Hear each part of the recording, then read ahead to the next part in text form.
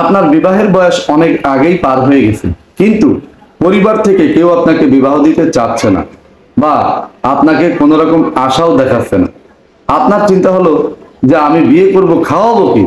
আবার আপনার পরিবারের চিন্তা সেম, যে ও যে কাজ করে বা ও যে ইনকাম করে তাতে তো নিজেই চলতে পারে না, ও পরিবারকে কি খাওয়াবে? অর্থাৎ বিয়ে করলে কি খাওয়াবে? আজকে বিয়ে করবে, কালকে একটা বাচ্চা হবে, তাদেরকেই বা কি খাওয়াবে? এই চিন্তা কিন্তু মাথায় রাখা যাবে না। রিজিকের মালিক কিন্তু আল্লাহ। আপনাকে যখন দুনিয়ায় পাঠিয়েছেন, আপনার জন্য রিজিক নির্ধারণ করেই পাঠিয়েছেন। আপনি বিয়ে করলে বউকে আপনি কিভাবে খাওয়াবেন এই চিন্তা করছেন, অথচ একবারও ভাবছেন না যে আল্লাহ যদি আপনার রিজিক না রাখে তাহলে মুখে খাবার দিয়েও আপনি সে খাবার খেতে পারবেন না। তাই এই চিন্তা মাথায় কোনো মতেই রাখা যাবে না।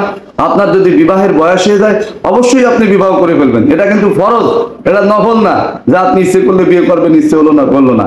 আপনার যখনই বিয়ের বয়স হবে, আপনি মোটামুটি ইনকাম করবেন বা যাই হোক না কেন, আপনি দ্রুত বিয়ে করে ফেলবেন। এমনও হতে পারে বিয়ের কারণে আল্লাহ আপনার ভাগ্য পরিবর্তন করে দিতে পারে, ভালো করে দিতে পারে, উন্নত করে দিতে পারে। তাই আপনি এই চিন্তা মাথায় রাখবেন না যে আমি বিয়ে করলে আমার বউকে খাওয়াবে কি, আপনার বাচ্চা কাচ্চা হলে তাদেরকে খাওয়াবেন কি।